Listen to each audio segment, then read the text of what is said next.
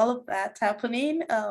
So it's going to be an interesting conversation when you look at DI, diversity, equity, and inclusion, and some of the language that we use, and you know, and how we just accept things and do things. So I did not seriously prepare slides, but I do have a presentation that I use when I'm conducting anti-racism training. So this is not a full-blown anti-racism training. We're talking of diversity, equity, and inclusion, which of course includes discrimination and oppression, but also when you talk of all those human rights and Charter of Arts, the rights, they are all included when we're talking about diversity, equity, and inclusion. And ultimately, we hope that, you know, everything leads to justice, because that's where we want to go. So I'm going to share my slides, and I will focus on microaggressions.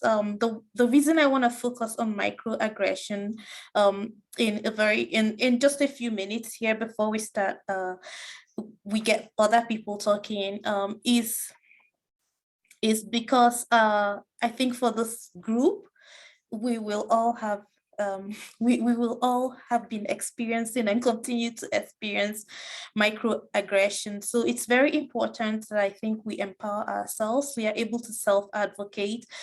We also use that opportunity of our lived experiences to be able to educate other people and just continue on this journey of diversity, equity, and inclusion. So let me know if you can see my slides. I'll make it into a slideshow here. Can you see my slides? Okay, good. So again, this slides were not specifically prepared for this conversation, but I think it works well. And we're definitely looking at social injustice, but I always like to come from a place of strength. So how can I empower myself? How can I help you empower yourself and advocate for yourself in the area of social injustice when we're looking at diversity, equity, and inclusion? And I would like to start before I go on to acknowledge the land that I am coming to you from. So as I was introduced, I am currently living in Calgary, Alberta, and I'd like to acknowledge the traditional territories of the Niitsitapi Blackfoot Confederacy and the people of the Treaty 7 region in southern Alberta. The city of Calgary is also home to Métis Nations of Alberta, Region 3. I think it's good that we acknowledge territory. In fact, I am an Igbo girl. For those of you that know a little about Nigeria or a lot about Nigeria, and from my name, you would have already figured that out. And I know that our elders do acknowledge our land. In fact, when they break kola, they also give to our ancestors. So this isn't anything new. We get a lot of things from Mother Earth.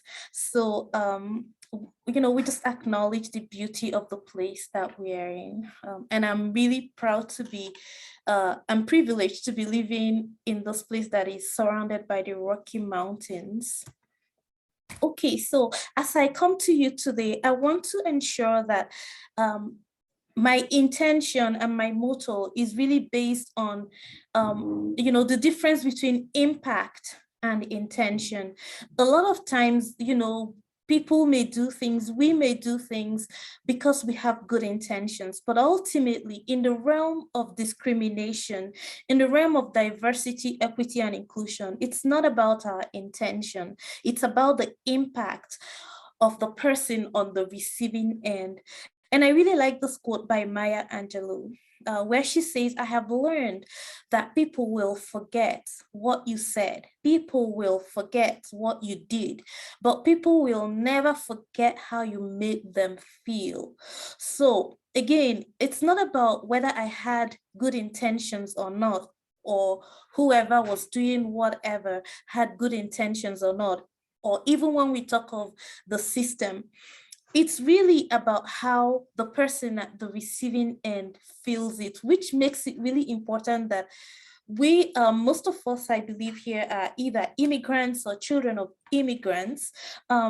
It's important that we know and recognize that it's okay for us to share our lived experiences because they are unique to us. And it's about how we feel, it's about how something has impacted us. And definitely, when going with the human rights charter, you have to protect your rights, right? So that's why it's really important for us to know that. So my intention is like, whatever we share here today, that you feel empowered, not you have some negative emotions, because of course, when you're talking about some of the inequalities in our system, and in our lives, you may recall some really negative things, and that is okay to feel that. However, I hope that you actually walk away with tools and ways to respond and feel empowered when you come across such situations. So I'm going to show a video. I wonder if it will let me do that. Just as I introduce microaggressions. Let me see if it will let me. I think I'm supposed to do something to let videos play, but can you hear what it's saying? Can you hear the video? No. No. No, so I think I'm supposed to do something. You are for supposed to Well- share the sound. Let me share this sound. Share the sound. Okay. Can I try again? Leave it don't on. see- Leave it on. Let me Okay. adjust the settings here.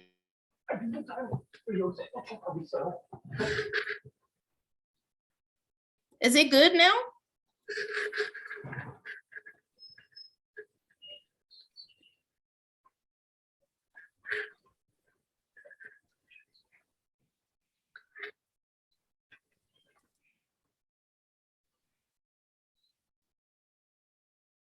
You can try to share it again. I've optimized the sound for now. Sorry? Can you drop it and retry? Try again. Okay. Yeah, go back. Is it good now? We can still hear it. So what I would say is when you're trying to share, you would Yes. see a share audio sound on the left lower side of your screen. You have to Yeah. activate it. Okay, I'm gonna try that. Just give me.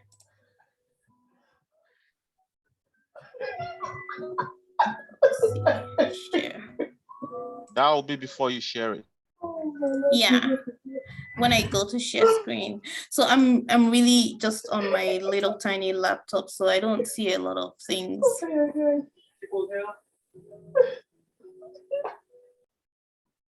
I still didn't see that. Let me check more.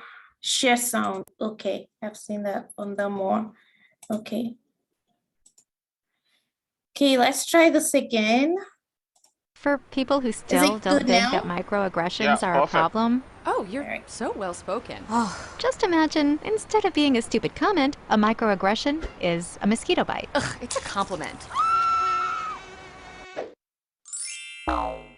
Mosquito bites and their itch are one of nature's most annoying features. But if you're only bitten every once in a while, No, where are you really from? Cleveland. sure, it's annoying, but it's not that big a deal. The problem is that some people get bitten by mosquitoes a lot more than other people. I mean, a lot more. Whether it's on a date, Oh, your English is so good. Excuse me? going grocery shopping, You know, everything happens for a reason. I'm just buying apples. commuting to work, So when are you gonna have a baby? watching TV, We have to keep the Redskins name. It's part of our culture and history. or just walking down the street with your partner. I couldn't even tell you were gay. Mosquitoes seem to pop up everywhere. Do you know John? Give me shopping advice. So bad I now. love Cher too. And getting bit by mosquitoes every day Can I touch your hair? multiple times a day So pretty. Can I Can I touch touch your it, hair? please?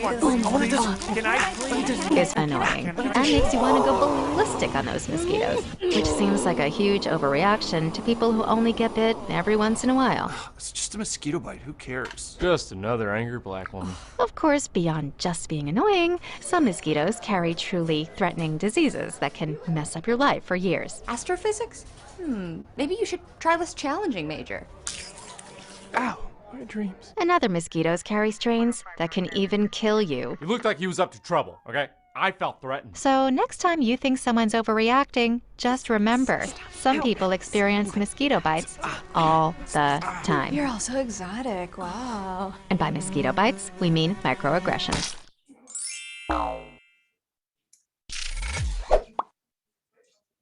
Okay. For people who Okay, so I'm pretty sure some of you have heard microaggressions before. It's of course like a buzzword these days, but I'm pretty sure as well that as you watch that video, you may have made some inferences from what we are talking about here.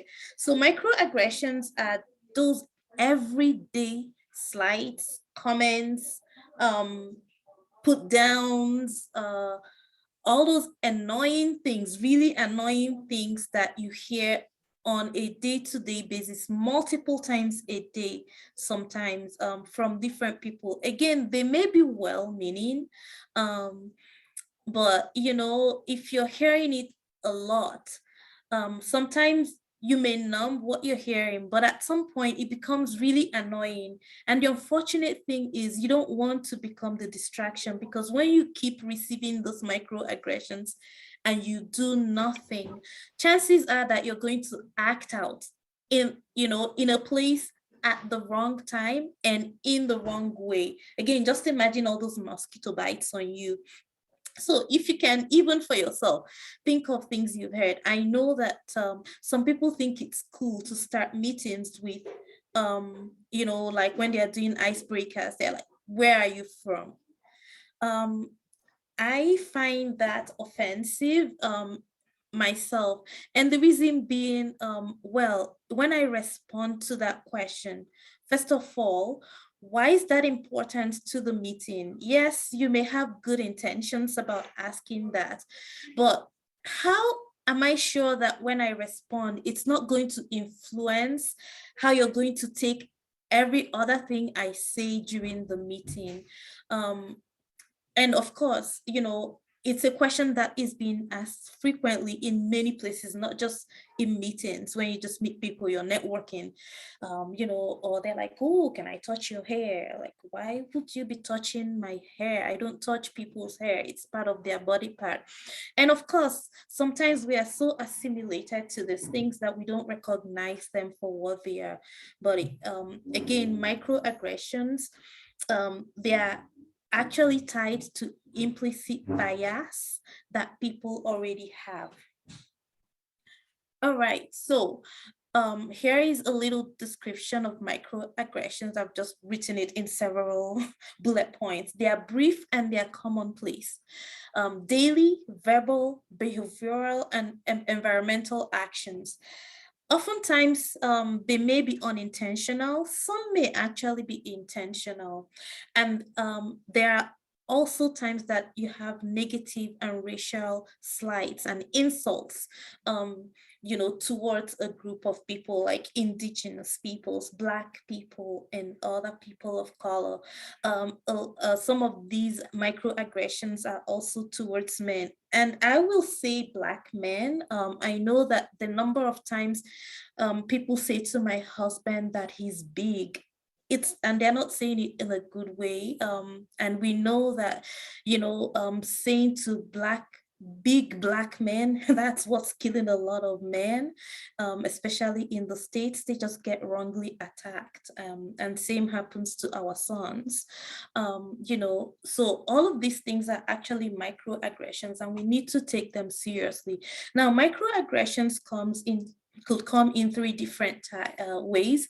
We have micro invalidations, micro assaults, and micro insults. And a micro invalidation could be something like when you actually you do work and somebody is like, oh, I can't believe your English is that good. Like, what is that supposed to mean? And it could also be like, when somebody is really trying to say that people that look like you should not be making such statements or totally ignore you. Like, I've been on board in boardrooms where I say something and then somebody else says exactly what I said, and everybody begins to talk about that. So I have learned, that when that happens, I am going to raise my hand again and thank the person for repeating exactly what I say, and then say, now I want to expand on my idea. So it's important that, we take back, we get, credits for the work that we do. We get credit for our skills, and not just because of how we look, or if you're a woman or you're a mother or whatever. Same with micro assaults and micro insults. We really need to make sure that, when you hear those things, how do you respond? How do you react? You definitely don't want to react. I don't know if you saw at the end of that video, those two people, I think they were a couple, that now ended the video by saying, it's okay, it's just a mosquito bite. No, but you've been receiving this mosquito bite, a lot of times. Just mindful of time. So a few examples of racial microaggression is exoticization.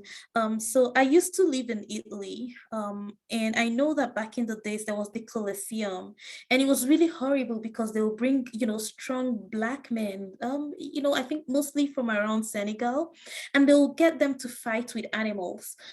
So this was game for them, right? It's not a game, to bring other human beings to fight with animals, just to show how strong they are, and you're watching the game. There is also, of course, the assumptions of criminality.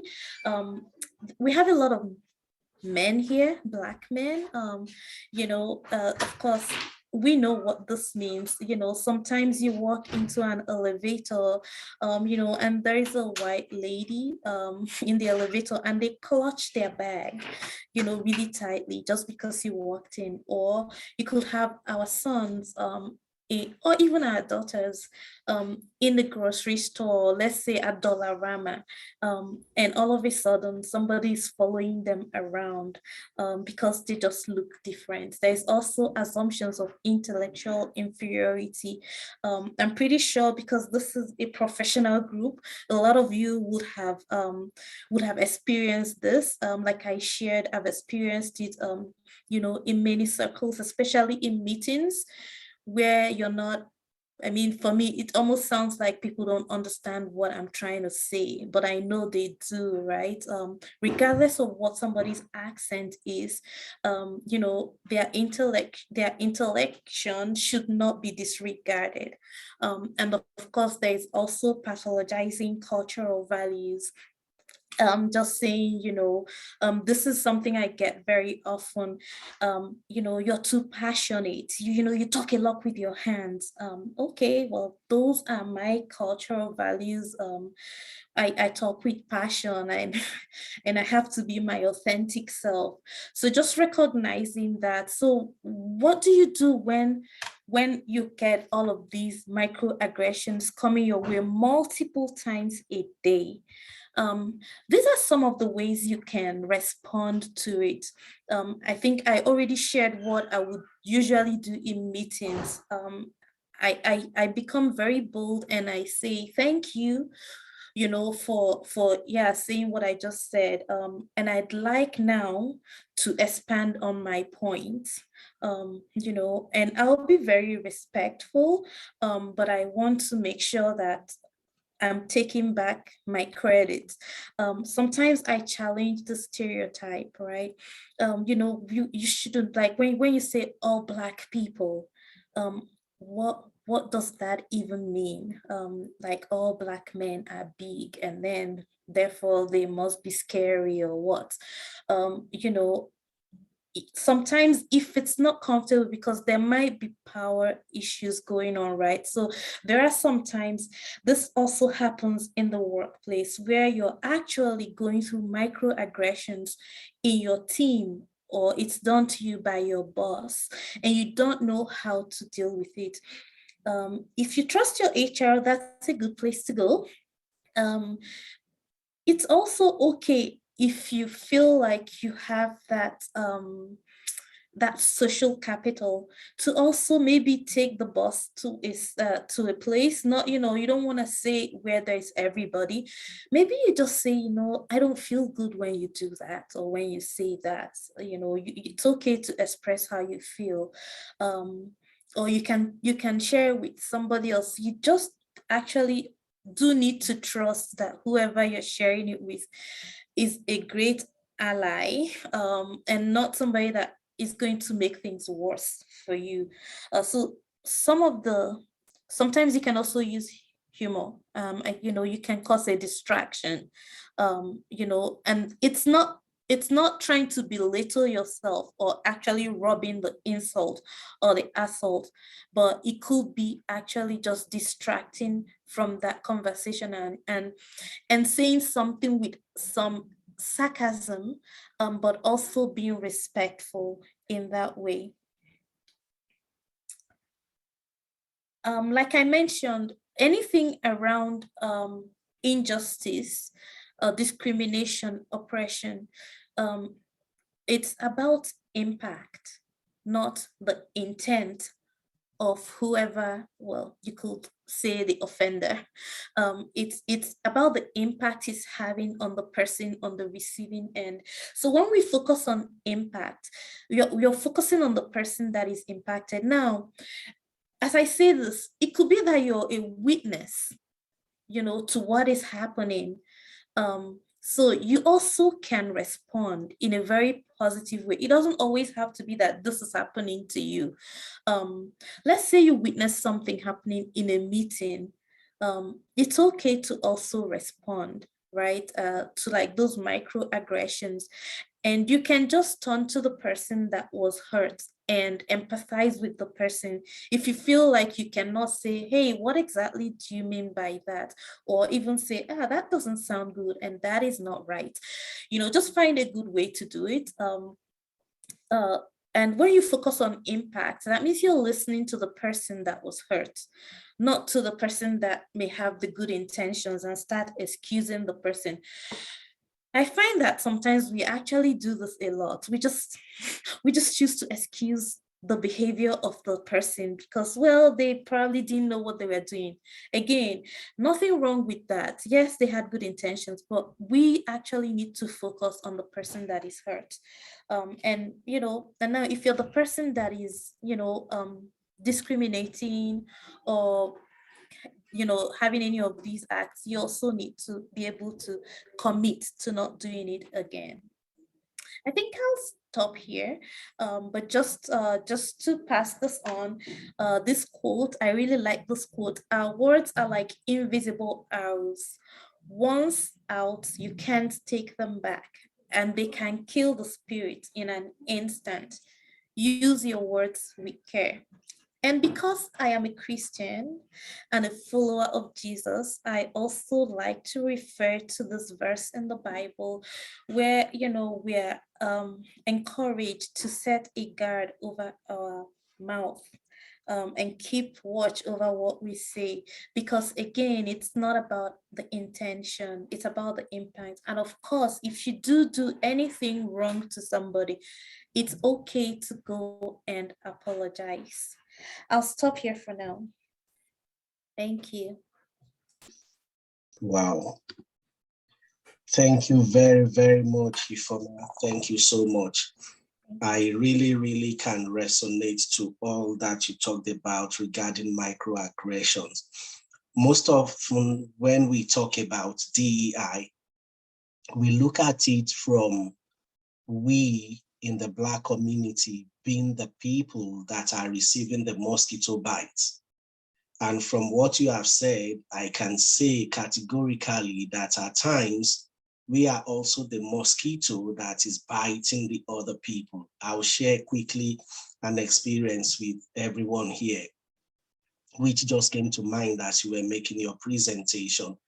I remember after about when COVID came in, I think the first meeting we were going to have in my place of work, get together like this, we were just looking at everybody on screen, and I just passed a comment which I wasn't expecting to be a big deal. I saw a colleague that we were friends, we chat when we were walking in person, and I said, oh, look at your cheeks, you have added weight. I never knew that that was messing up with that person's body.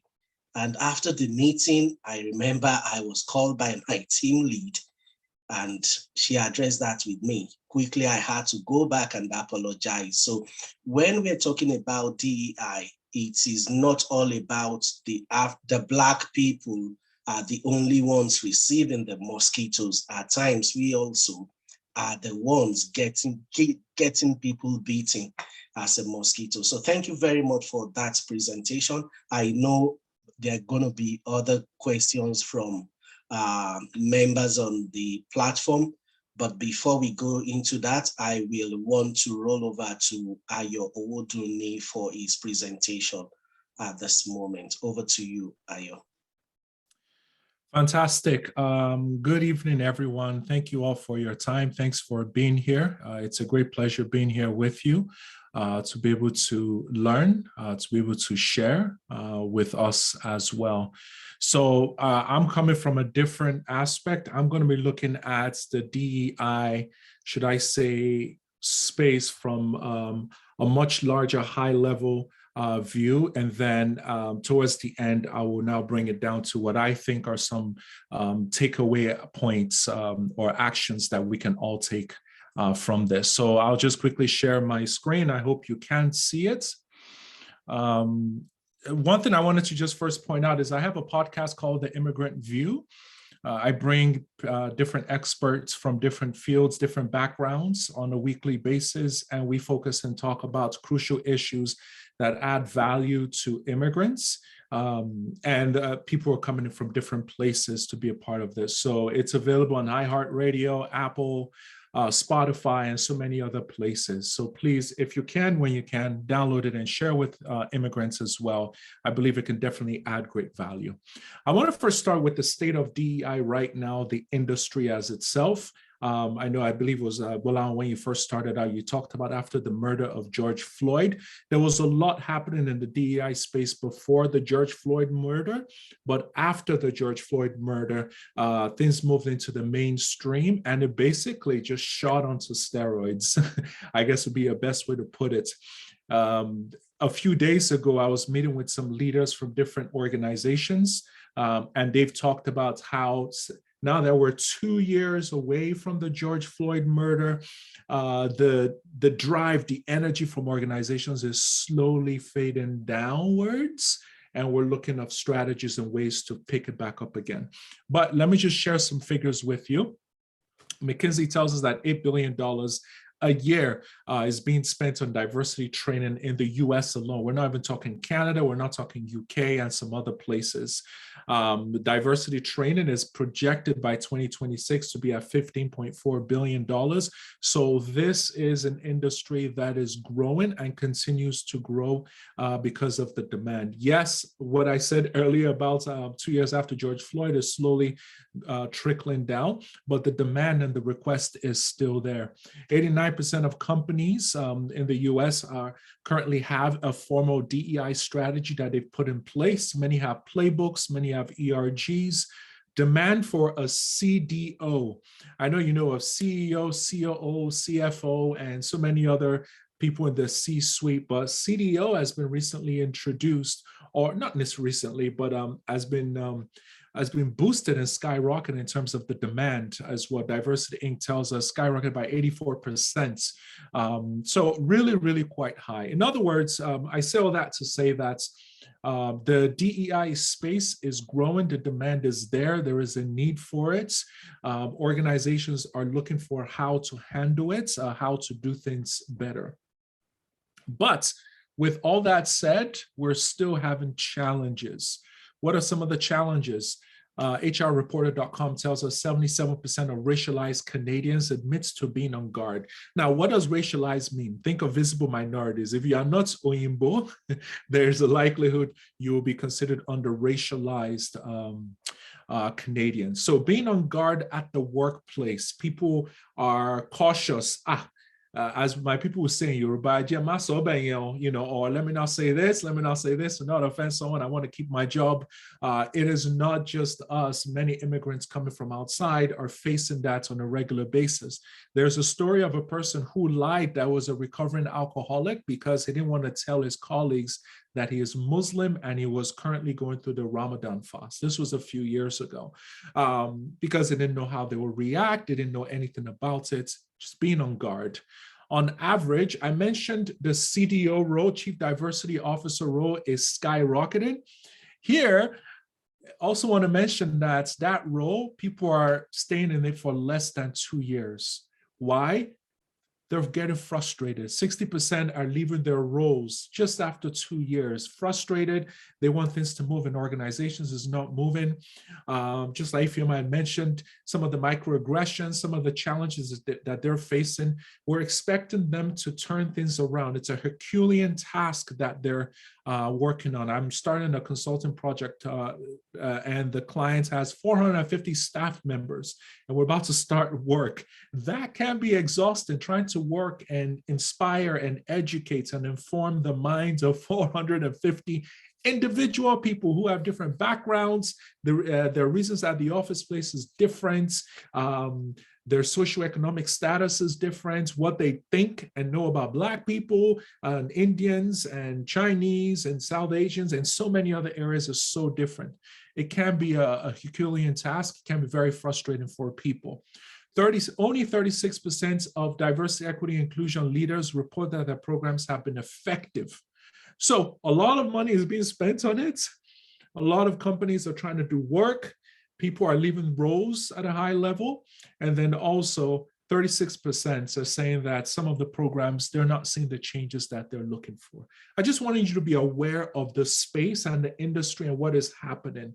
So we can come and blow fonel or whatever it is and say all these big fancy words when we have meetings, but these are some of the realities and the conversations that I'm having with people within organizations that are leading some of these initiatives.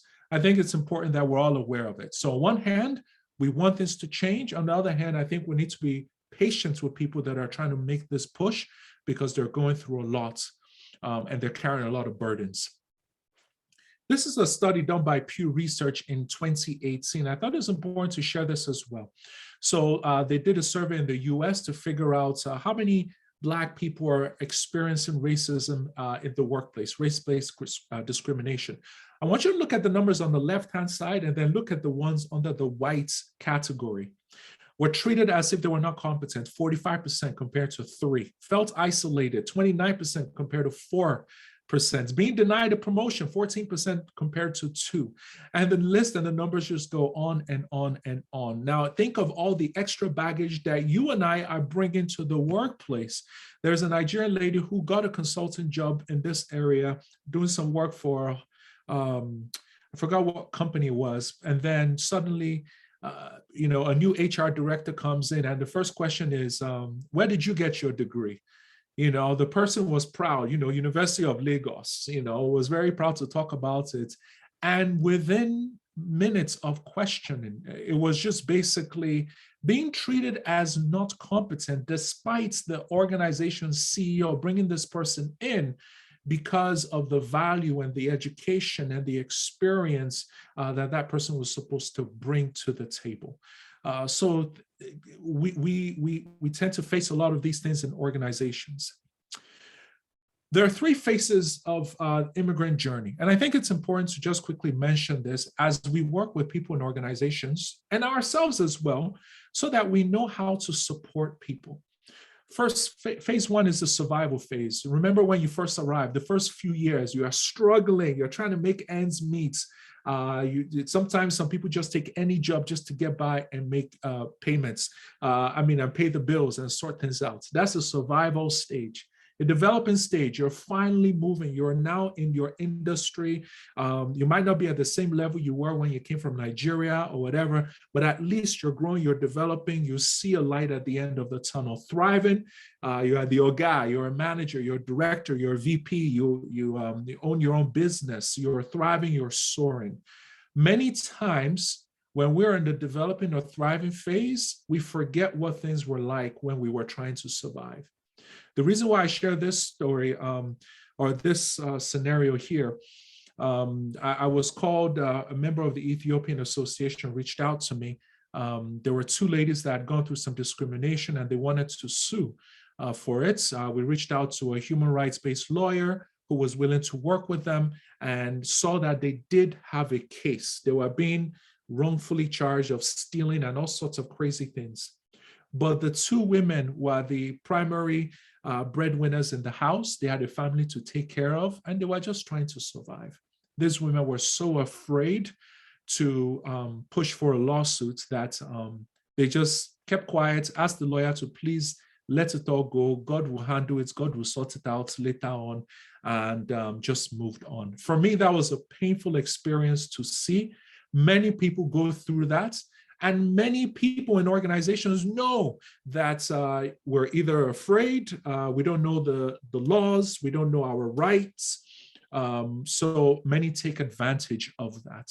So I want us to remember people that are in the survival stage. How can we expose their minds to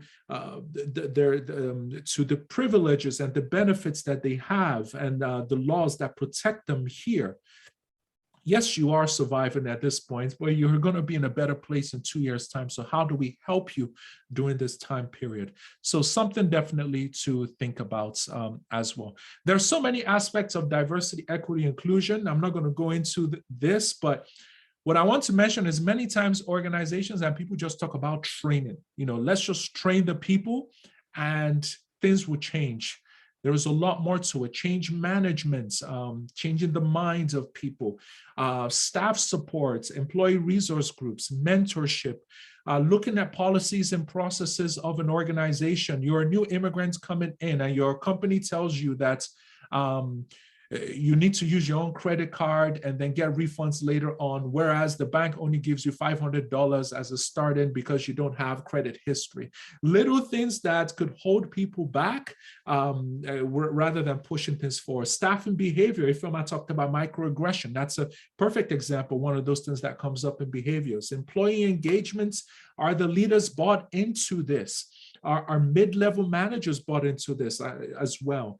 Who has power, who has influence in the organization? And if they do something wrong or say something, can they be held accountable? That also plays a key role at the end of the day in terms of how diversity, equity, inclusion moves forward. So I've rambled on for 5 minutes now. What can you do moving forward? Number one, my advice I love to give everyone, make yourself indispensable. If they want to get rid of you because you're holding on and pushing back and challenging people and you know your rights, it's easy for you to be able to move somewhere else and pick up another opportunity quickly. So how do you ensure that you are indispensable in your role? Technical competence, social skills, soft skills, and all those other fantastic things that we Nigerians naturally do in terms of our level of excellence. So it's important that we keep that mindset as we move on. Number two, keep developing soft skills and cultural intelligence. The perfect example that Honorable Bolao mentioned earlier on about, you're looking good because of weight or whatever. That is an example of cultural intelligence when you're not aware of the values of certain of the workplace here, the way we approach what we say and how we say things can affect people.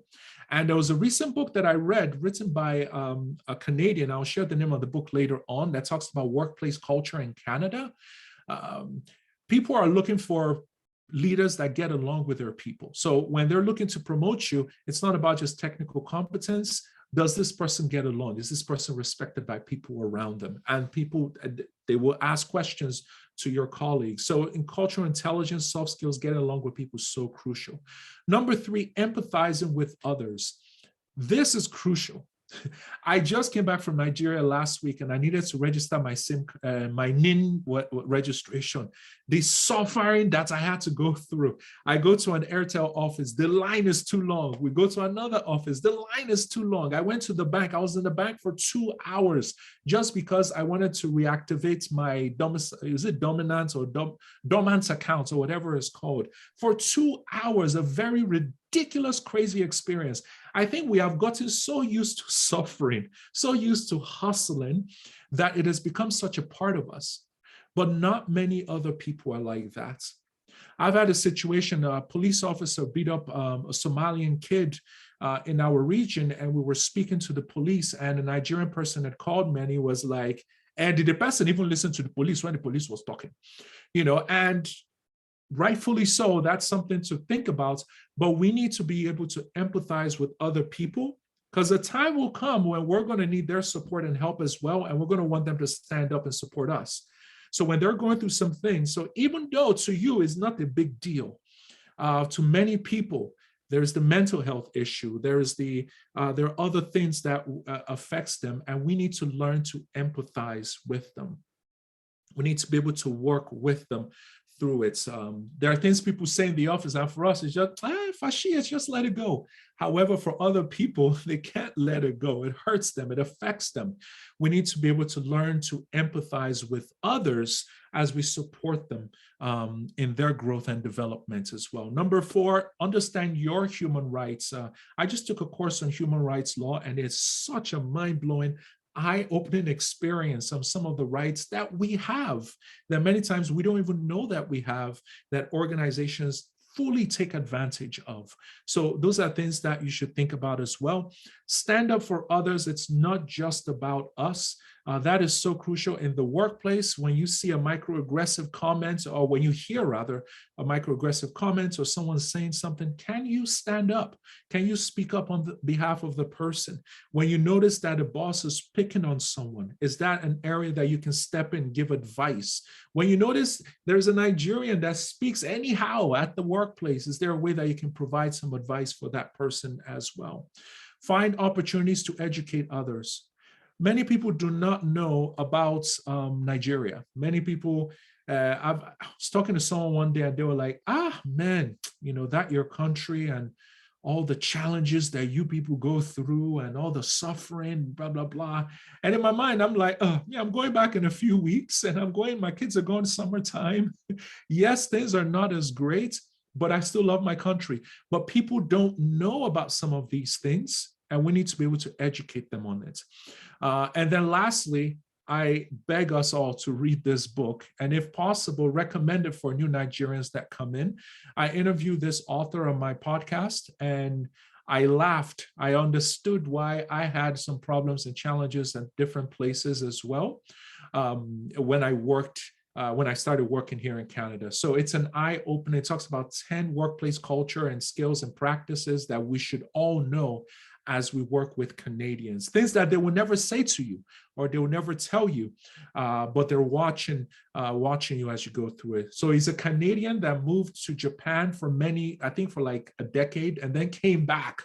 And then suddenly he is seeing all these different things, and he thought it would be great for others to be able to learn from it. So with all that said, I hope if you have any questions, open it up to Q&A at this point. I just felt this was a great opportunity to talk about the space, the industry, and just some final tips at the end. Thank you very much, and over back to you, Honorable. Thank you so much. That was awesome. Awesome. Awesome. If we want to clap for the panelists, please feel free to, if you can unmute yourself and give them that wonderful clap. That's awesome. Thank you very much for exposing us to quite a lot within a very short time. Right about now, I'm trying as much as possible to see that we are working within our time frame. I don't want to take us too long. I will just want to dive straight into the question and answer session. And to coordinate that session will be Yemisi Adetumbi. Over to you, Yemisi. Thank you very much, Mr. Piaro. And thank you very much to the facilitators. Thank you so much. We've learned a whole lot today.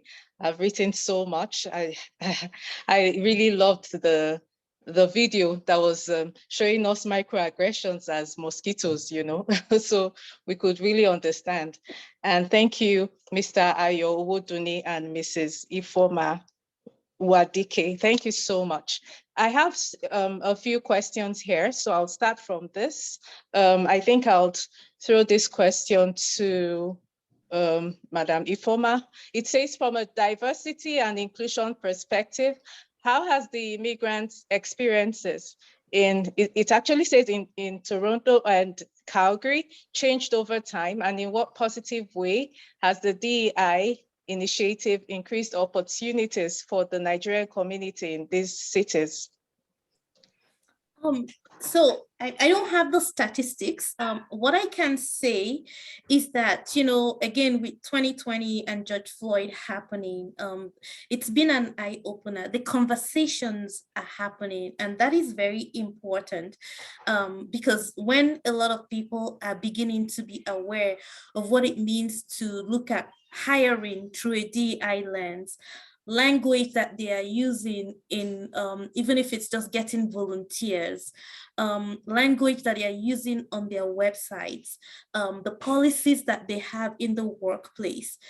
There are those conversations happening. I am part of a working group. I was part of a working group that just closed for CPA Alberta. So we're looking at anti-racism for Albertan CPAs, and currently I'm in the internal committee for DEI in the office. And these conversations are happening. We are making sure, and I think, you know, just as Ayo has shared, there's a lot of emotional labor. It's not a sprint. It's not something that we can flip in a day. I mean, take the indigenous peoples and their struggles here, and all of that is actually a good example of DEI. It is a journey. I think the good thing is that the conversations are happening. People are becoming aware, and they're asking questions like, why am I conforming to a system that did not have me in mind? Why is this way? It's not equitable.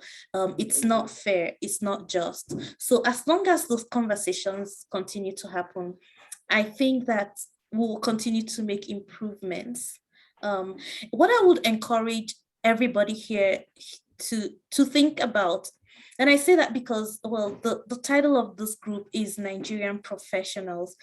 So that makes me think that at least almost everybody here is in some profession, if not a regulated profession, but at least in a profession that is recognized.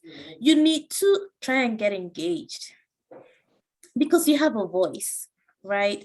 To be honest, I do volunteer on boards, and I choose to volunteer on governance boards because that is where decisions are made for people. And, you know, if you have the skills, if you have the talents, we need the representation, we need those voices, and it's, you know, making those little strides that we see changes. So a lot of work is going on. I don't have stats, maybe Ayo has, but work is going on. It is a long journey, but it is happening. Yeah, thank you so much. I think closely related to that, well, you already said the journey has started, but I have a question here that says, Canada is well known and appreciated globally for its cultural diversity, amongst other factors. With the record influx of Blacks to Canada, why has it taken so long to give recognition to the Black community until the death of George Floyd and Black Lives Matter protests? So yes, the journey has started, but I think this question is like, why did it take so long? So I think I'll direct that to Mr. Ayo, please. Honestly, I would say the George Floyd murder was the first time for many of the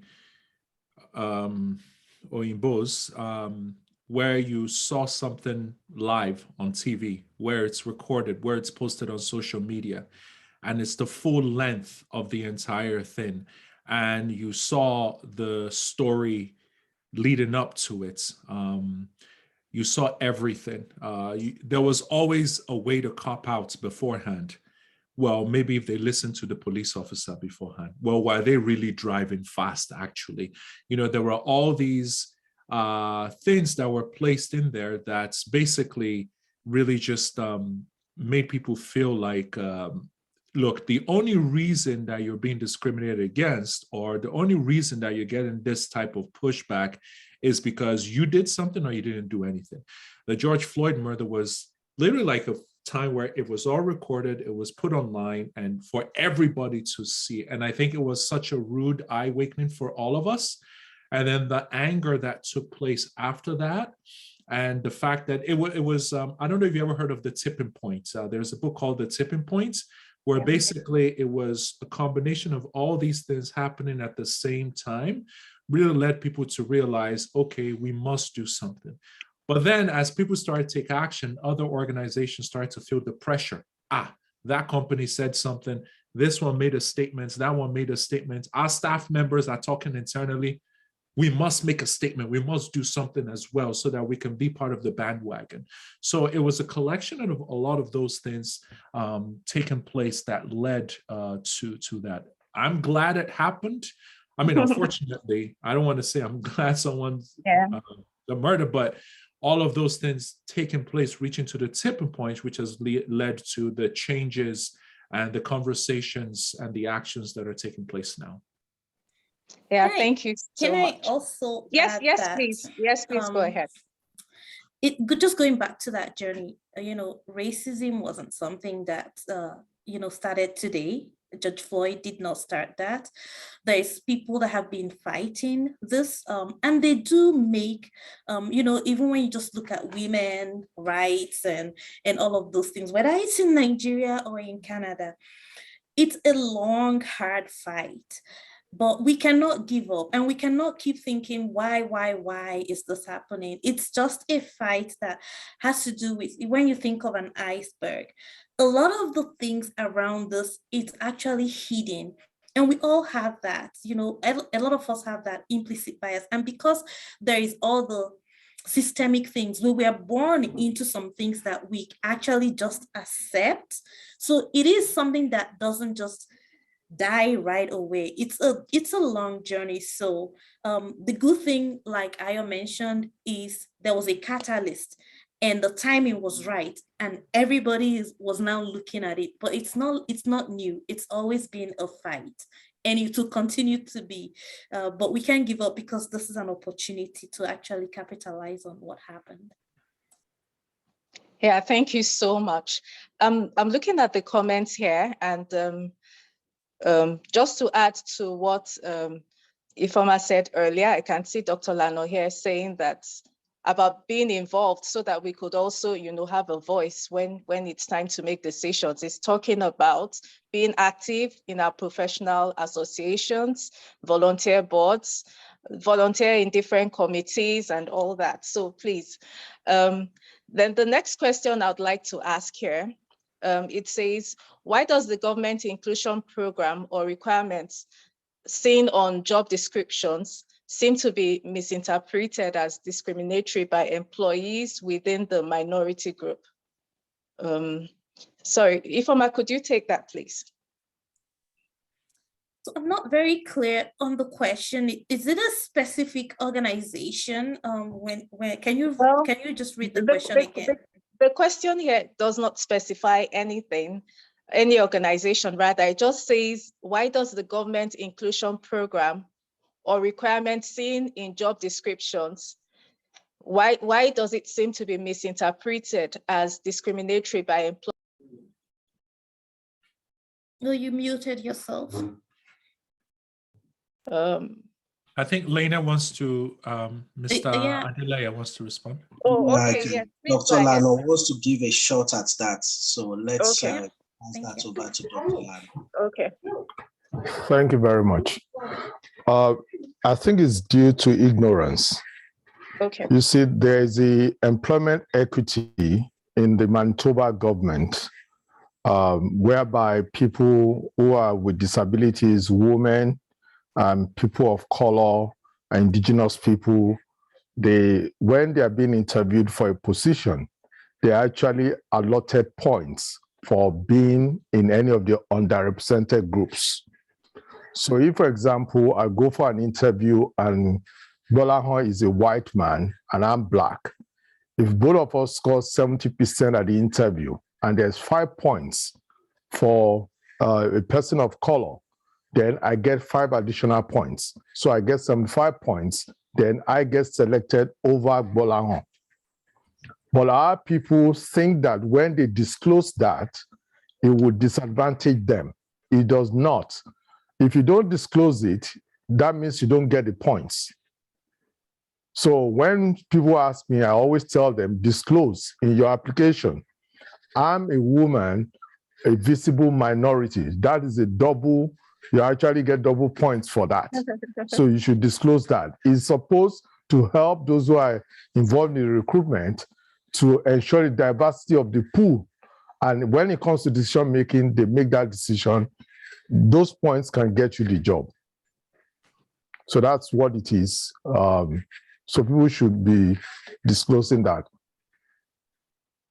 Yeah, Thank thank you you. so much. Yeah, thank you so much, sir. Can I add Okay. to that? Yes, I please don't know do. if you guys are aware of the word tokenism. So it's great if employers are wanting to have diversity in their workplace. I think that you also need to know your thing when you're applying for work, because if you get the extra points, but you show up there and you really don't know, you're actually spoiling things for other people. So don't be a token. Just get in there, and if they are already asking, are you from a minoritized group? Say yes, but do know your thing. Don't go there and take the job and then mess up, because that actually causes more problems for other people. Yes, the selection is first of all on merit. So on merit, myself and the white guy are as good as one another. And pick because they just want to increase in there. And it's working in areas, and private organizations are also doing the same. Just to give that, because if you are drawing from the same pool every time, you just draw only whites. Thank you. Thank you very much, sir. And thank you so much, Ifoma. But I would like to ask you another question.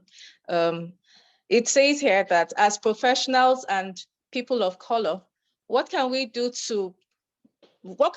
better to project ourselves within the Canadian labor market? I know Ayo talked about making yourself indispensable and also talked about soft skills and technical competence. Is there anything you would like to add to that? I think, for the most part, there's people that have different comfort levels. I always like to go from, how they use the term visible minority. So I like that visible aspect of this conversation. I'm like, okay, I'm gonna make sure that my brand, my personal brand is visible. So I always tell people, have clarity and focus on who you are. What value do you bring? Every person has some value that they bring. And in the workplace, it's an exchange. You're not there just because. You're there because you're exchanging value. So do you know the value that you bring? You need to make sure you know what value you bring. And how do you do that? Well, like Ayo said, it's great to take courses. It's great to be out there in the community doing uncomfortable things like volunteering, because you cannot learn very important skill only by the tasks that your job gives you. That's how you become visible. That's how you're able to make an influence. And you have to learn. Sometimes we think, oh, this is happening to me, I already know it all. Without reading and expanding your knowledge on what is actually happening around us, you're in a very myopic place. You actually don't know much, and you cannot be empowered. So the journey will always start with you.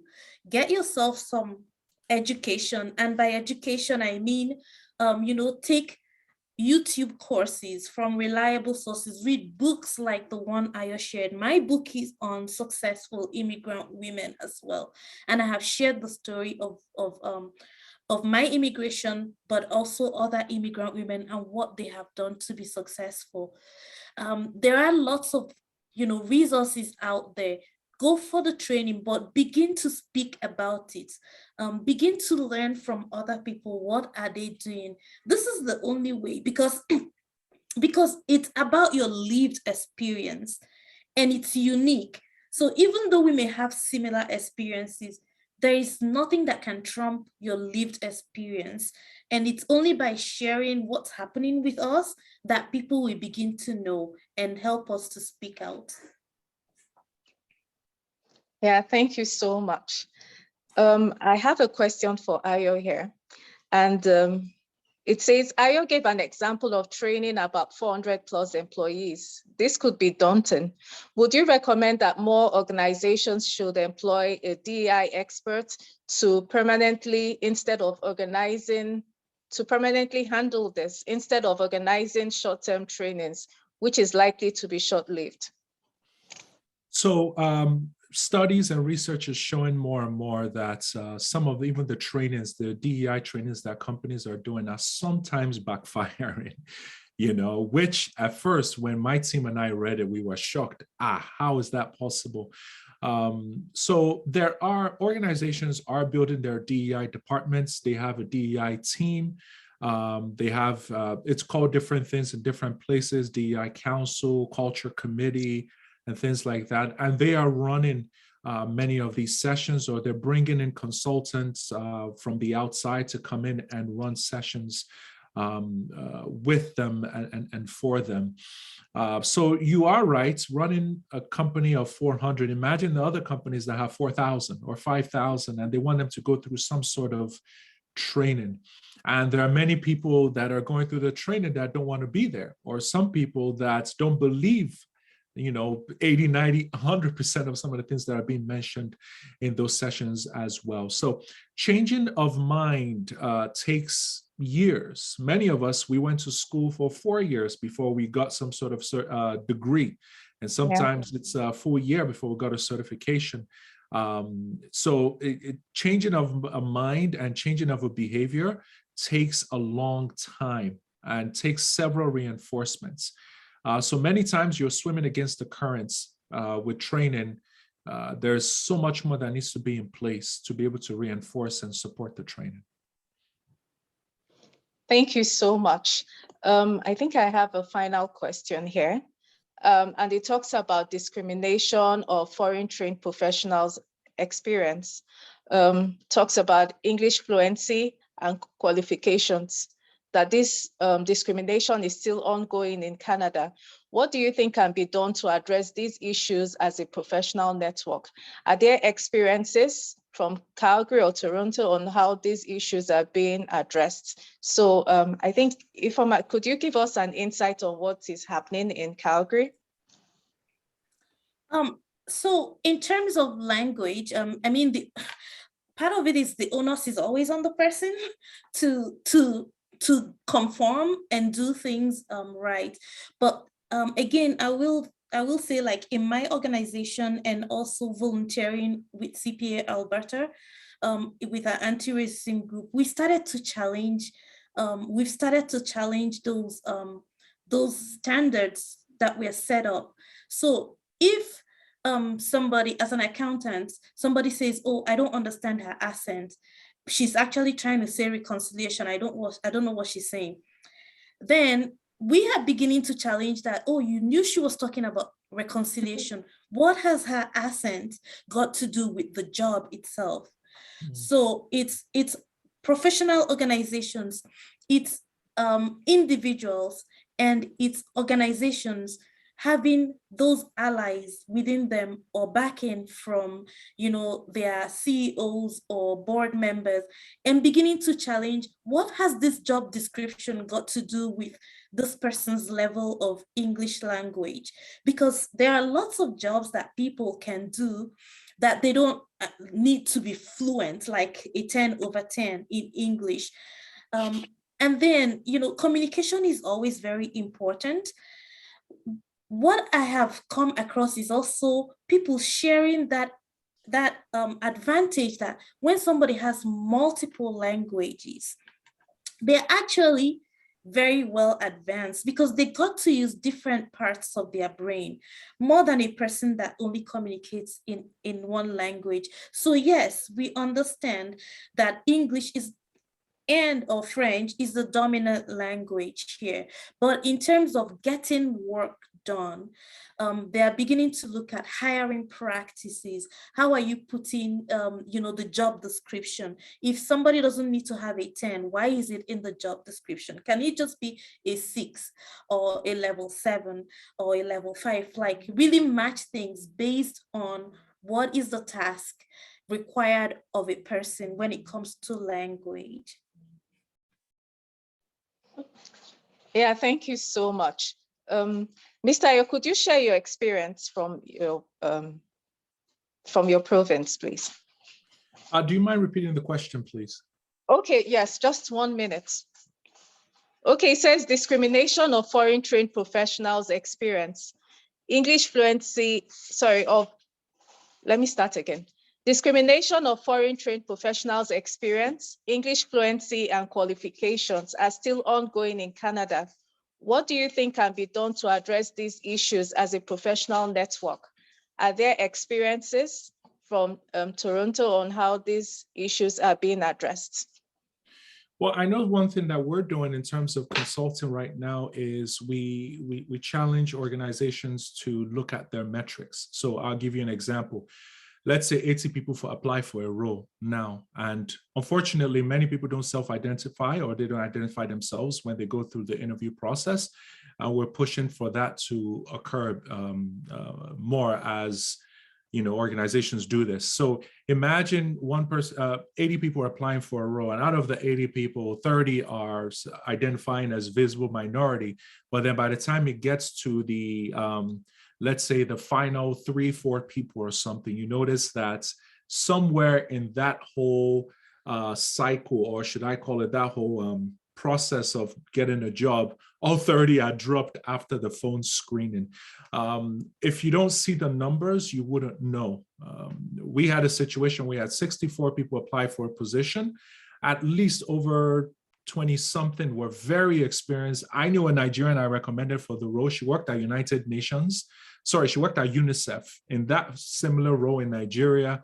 I knew an Indian person who has a PhD in that place, in that field. But then by the time it came to the second interview, and I was the manager then, it was only white people that I was interviewing. And after the 6th, the 7th person, the 8th person didn't even have a background in the field, but still made it through to that point. And I had to go back and reach out to the VP of HR, and we pulled the numbers. And oh, by the way, literally months after that, I lost my job in that place, quote unquote. I was, this Wahala is too much. Then we got to get rid of such people. But it is interesting when you start to break down the numbers, you start to see things like that. Unfortunately, many of us don't have access to be able to challenge companies. But what can you do? My wife was telling me a story yesterday. One of her friends applied to a role at one of our banks. I won't mention one of the banks, but one of the banks that we all go to. And she got the job there, an offer, and then an offer at Deloitte as well. The Deloitte offer was a lot more. So she reached out to the bank, hey, she wants to work here, but Deloitte gave a much higher offer. And, the person just said, sorry, we cannot help you, that type of thing. She finally, went to Deloitte. And then once they found out that she has selected a job at Deloitte, suddenly it's like, oh, we want to match the offer. And suddenly the mail came in. She's like, we're sorry. When I heard the story, in natural Nigerian, what do we usually do? Omashio, like, such a terrible company. I can't believe they would do such a thing. No, I feel I was privileged to know one of the change management experts because we worked together before at the bank. So I called the person who is also a Nigerian. And of course, she goes nuts. Lie. I can't believe it. I want to know the names. I want to know this and that. So I can really probe deeper and find out some more. We need to be able to do that. We can't control the system from the outside, but if we have a large network and we know people in key positions and key places, we can make those calls to one another and that person can probe further. So when the next person applies for that role, they have a better experience than the previous person. But that all comes with us being connected and having a very strong network, intentional network in that position.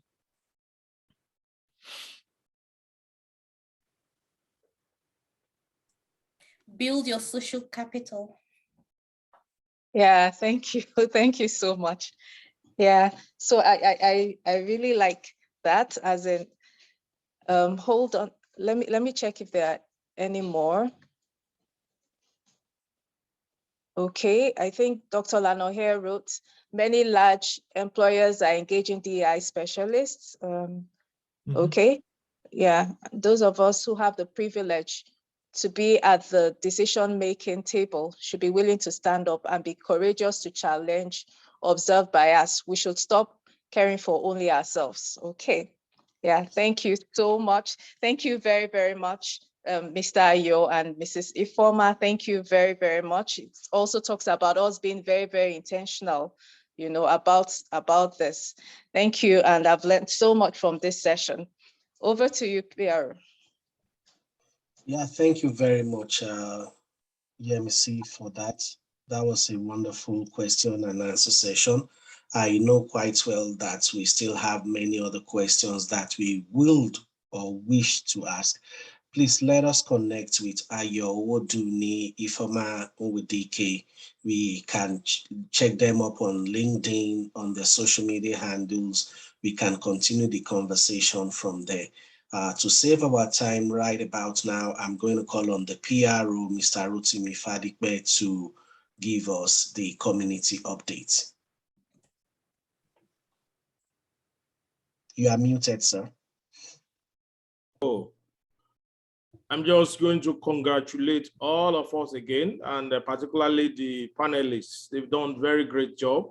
I've learned new grammars. I've learned new things that I need to check up again with my immediate community. So we have the community news, information, stories that are trending on the platform. And I just want to, take a quick look at the highlights. If you check our chat box, you'll see all of these.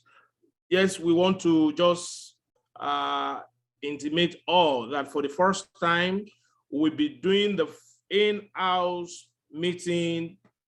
At least the last 2 years, we've not had that privilege. So that will be coming in by the grace of God, 30th of June.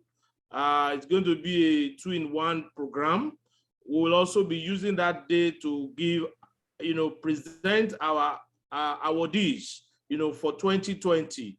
And we are doing this just to, because of the importance of such a program. That's why we're making it to happen at the in-house. So it will be at our usual place. Holiday Inn is on Pembina, 1330 Pembina. It will be about 7 p.m. that day. So we want to invite all to please make time to be part of it. And then during summer, we're having a summer picnic. And NPIM is hosting all who will be able to just spare that time. And that will happen July 23rd. The location is going to be St. Vital Park. And we hope that by 12 noon, we will be on ground, to host everybody who wants to come. I like to say that attendance is free. Attendance is free. So if you look at the chat box again, you see there is a philanthropic organization, they have this initiative of supporting some rural communities in providing water in Nigeria. So they are inviting you and me to partner with them. You can see the details even in the chat box. And we would like to, celebrate one of us again, our Dr. Rotimi Aluko. You remember he was one of the awardee last year, and by God's grace, we will also be presenting this to him 30th. He's also made, broken new grants. And so we're happy to celebrate with him. And these are things that NPIM is interested in. We want to celebrate those who are making waves. I mean, the great panelists today too, we're happy that, we're part of the same family. And finally, I like to remind us that NPIM is open to every professional of Nigerian descent. And whether female, male, young, old, there is no discrimination. And I want you to please be a part of this great movement. The annual fee is just a token of $100. And if you look at the chat box, we also have the interact details there. Indeed, if you have any clarification to make, you can link up with any of the leadership, as we're seeing, and you can take the social handles that you are seeing on the screen. You can check it out. You see a lot of programs we're doing, a number of it working with NAMI, and that's just the beauty of this platform. So I want to thank all of you again. I want to say that we'll be meeting by June. Let me hand over to our president, just to close the meeting appropriately. Thank you very much, everybody. Okay, thank you so much. I mean, it's been a fully loaded evening today. I mean, in spite of what are we talking about here, we're talking to experts in DEI, regardless of what I've read in textbooks. We're having an engagement where the contemporary stuffs are being discussed. So we really appreciate the opportunity that we have here today. For the first time, like I said, we're having people contributing from other provinces. Hopefully we can have more of this, even when we start our face-to-face, we'll see how that works out. So I just want to implore us to support what we are doing at NPIM. I'm sure we are a non-profit. We don't raise funds. So the only way that we help newcomers and even those who have been here for some time to help connect to the social, I will call social infrastructure that we have here at NPIM is through annual membership. And we provide these networking events on bi-monthly basis.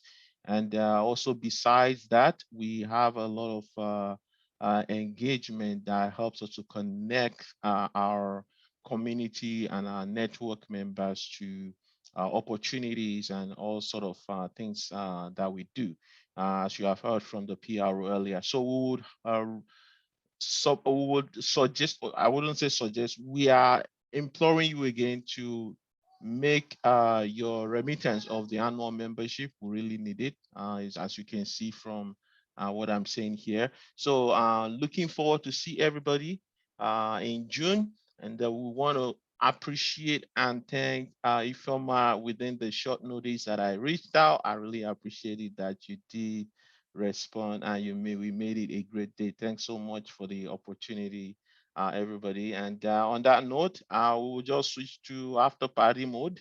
And if you want to stay behind for the jollof, you can stay. But if you have some other activities, well, I will see you on another day. Looking forward to hear from you guys. If you're and I'll connect with you guys. Sorry, President, I am sorry. I mean, I'm breaking protocol, but I don't want us to go without sharing the fact that the Mother Association, NAMI, is also having a picnic, July 30th. And we don't want to be sanctioned for not carrying the mandate appropriately. So let's share the good news again. Canada is opened up, Winnipeg is opened up. Okay, thank you. Okay, so that is it, folks. We're gonna connect with everybody after now, but for now, farewell. Ayo, really appreciate it, and Ifeoma, thanks so much. And bye for now. Well, everybody, please connect with Ifeoma and Ayo on LinkedIn. They already shared their links. It's one of those benefits of having this session is to connect and network and build relationships. Looking forward to see everybody once again in June. Goodbye for now. Okay, thank you, everyone. Bye. Bye. Bye. Hey guys.